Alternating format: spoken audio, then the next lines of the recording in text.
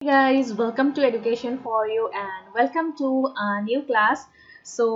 আমি already Assam Direct Recruitment or karne class start কৰিছো. Class 1 হৈ গৈছে আৰু আজি আমি class 2 আৰম্ভ কৰিবলৈ লৈছো আৰু class 2 ত আমি day 2 ইয়াতে কিছুমান আমি MCQs লৈছো, general knowledge or questions কিছুমান. So, এইবোৰ previous years সুধি অহা প্ৰশ্ন বিভিন্ন পৰীক্ষাত আশা কৰো আপোনালোকে ক্লাসটো চাই ভাল পাব so let's start first question is who among the following was the first woman chief justice of a high court ইয়াৰে কোন গৰাকী আপোনাৰ প্ৰথম কি হয় woman chief justice of a high courtৰ প্ৰথম chief justice হয় গীতা মুখাৰ্জী সুজাতা মনোহৰ লীলা সেঠ আৰু ইন্দিৰা বেনাৰ্জী এই চাৰি গৰাকীৰ ভিতৰত প্ৰথম গৰাকী মহিলা মানে কি হয় হাই কোৰ্টৰ চিফ জাস্টিস বা কোন গৰাকী মহিলা হয় আৰু এই চাৰিটা অপচনৰ ভিতৰত আপোনাৰ শুদ্ধ উত্তৰ হ'ব নম্বৰ C2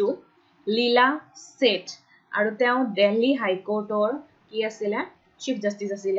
দিল্লী হাই কোৰ্টৰ আৰু 1991 চনত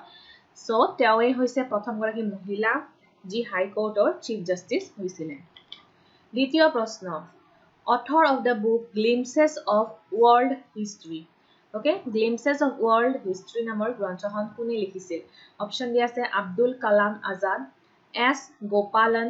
জৱাহৰলাল নেহেৰু আৰু এস ৰাধাকৃষ্ণন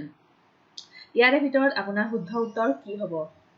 আৰু ইয়াৰে শুদ্ধ উত্তৰ হ'ব নম্বৰ সি জৱাহৰলাল নেহেৰুৱে লিখিছিল glimpses of world history আৰু এখন পাবলিশ হৈছিল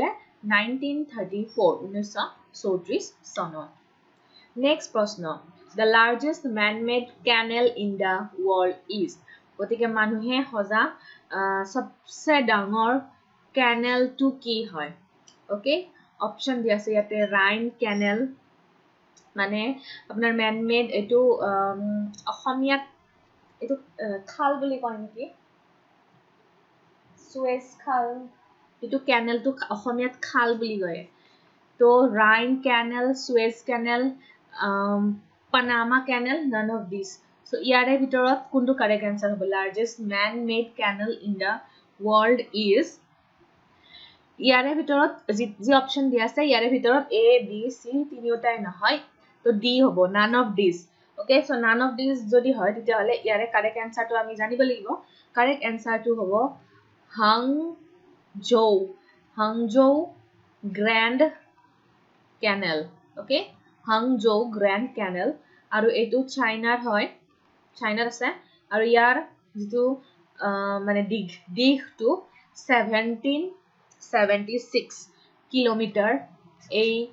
দিঘল মানে এই ক্যানেলটো জুৰি আছে okay Hangzhou Grand Canal in China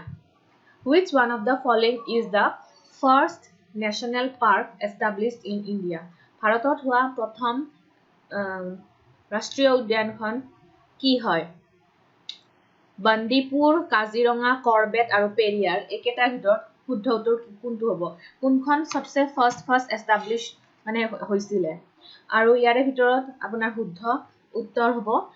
Corbett Jim Corbett national park আৰু জিম কৰবেট নেশনেল পাৰ্কখন আপোনাৰ এস্টাবলিশ হৈছিল 1936 ত এস্টাবলিশ হৈছিল আৰু জিম কৰবেট নেশনেল পাৰ্ক ক'ত আছে উত্তৰাখণ্ডত আছে ওকে উত্তৰাখণ্ডৰ ৰামপুৰ ডিস্ট্ৰিক্টত আছে নেক্সট ওয়াৰ্ল্ড কম্পিউটাৰ লিটাৰেসি ডে কেতিয়া সেলিব্ৰেট কৰা হয় ওয়াৰ্ল্ড কম্পিউটাৰ লিটাৰেসি ডে সেলিব্ৰেট কৰা হয় ডিসেম্বৰৰ 2 তাৰিখে 2nd of December কোনে কৈছিল man is a social animal মানুহ সামাজিক প্ৰাণী বুলি কোনে কৈছিল সক্ৰেটিস কবিৰ এৰিষ্টটল আৰু প্লুটো কোন হয় correct answer so man is a social animal or মানুহ সামাজিক প্ৰাণী কোনে কৈছিল এইটো কৈছিল এৰিষ্টটলে next who was the first winner of the prestigious Gyanpith award Gyanpith বঁটাৰ প্ৰথম গৰাকী উইনাৰ কোন হয়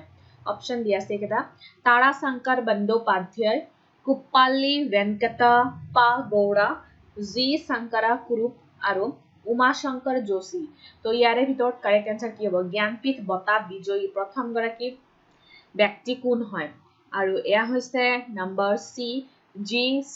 জি শংকৰা কুৰুপ তেওঁ পাইছিলে 1965 1965 চনত জি শংকৰা কুৰুপে পাইছিলে আৰু তেওঁৰ নভেলখনৰ নাম আছিল যাৰ কাৰণে তেওঁ পাইছিলে ওডাকু ঝল নভেল ওকে ওডাকু ঝল নামৰ নভেলখনৰ কাৰণে পাইছিলে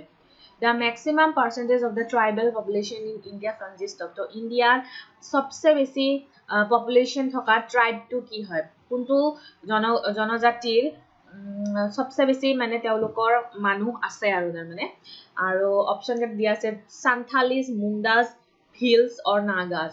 আৰু ইয়াৰ ভিতৰত শুদ্ধ উত্তৰ হ'ব Santhales Next, which of the following state is in India the largest tea production state? So, सबसे बेसी চাহ কোনখন ৰাজ্যত উৎপাদন হয় West Bengal, Tamil Nadu, Assam আৰু Kerala আৰু answer কি হ'ব নিচে গম পাইছে হেয়া হৈছে West Bengal ত सबसे বেছি হয় ইয়াতে বছৰি 26 মিলিয়ন কেজি চাহ উৎপাদন হয় সেকেন্ড পজিশনত আমাৰ অসম আছে আসামে yearly 24.5 million kg tea production করে The idea of fundamental duties is derived from যেটো আমাৰ মৌলিক কৰ্তব্য fundamental duties এই আইডিয়াটো কোনখন সংবিধানৰ পৰা কোনখন দেশৰ সংবিধানৰ পৰা লোৱা হৈছে American Russian British and answer হৈছে ৰাছিয়ান কনস্টিটিউশন ফৰ্মাৰ USSR তাৰ পৰা লোৱা হৈছে Mahabharata was originally known as Mahabharata originally কি নামে জনা গৈছিল বৃহৎ কথা জয় সংহিতা তথা চৰিত সাগৰ নে ৰাজ তৰঙ্গিনী So Mahabharata was originally known as number B জয় সংহিতা আৰু ইয়াতে 8800টা শ্লোক সন্নিবিষ্ট আছে আৰু এইটো কোনে ৰচনা কৰিছিল আমি সকলোৱে জানো বেদ ব্যাসে okay Ved Vyas or Ved Vyase লিখিছিলে The Kohinoor diamond came from the dash mines কোৰ মাইনৰ পৰা কোনটো মাইনৰ পৰা Kohinoor diamond Kohinoor হীৰা প্ৰাপ্ত হৈছিলে answer হৈছে number A Kollur okay Kollur mine আৰু এটো আছে Kollur mine bank of river Krishna নদীৰ পাৰত এই Kollur mines পোৱা যায় আৰু এটো present day Andhra Pradeshত আছে এই মানে কৃষ্ণা নদীৰ বৰ্তমান আন্ধ্ৰ প্ৰদেশত পৰে okay next which of the following award winning films had no dialogues কোনখন মানে বঁটা প্ৰাপ্ত ইয়াতে ছবি আছে যি মানে যত কি নাই কোনো এটা ডায়লগ নাই ডায়লগ নোহোৱাকে এই মুভিখন বনোৱা হৈছিল অপচন আছে পুষ্পক সালাম বম্বে দাসী আৰু চেতক কোনটো কাৰেক্ট আনসাৰ হ'ব আৰু ইয়াৰে শুদ্ধ উত্তৰ হ'ব Number A, Puspok khonot nai and 1987 ot ei movie khon nirman kora hoisile aru nirman korisile Singetam Srinivasa Rao okay Singetam Srinivas Rao e ekhon produce korisile Puspok namor movie khon Treaty of Yandabu Sandhi ketia hoisile তো এটো আমি জানো easy হয় 1826 1826 চনৰ 24 ফেব্ৰুৱাৰী তাৰিখে Yandabo সন্ধি কৰা হৈছিল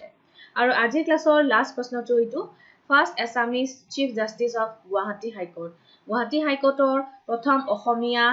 চিফ জাস্টিস কোন হয় জাস্টিস মহেন্দ্ৰ পাঠক খগেন্দ্ৰনাথ শইকীয়া হলিৰাম ডেকা আৰু দম্বৰুধৰ পাঠক ইয়াৰে ভিতৰত শুদ্ধ উত্তৰ হ'ব number C Holiram Deka justice Holiram Deka আৰু তেওঁ 3/1/1961 ৰ পৰা 29/6/1961 লৈকে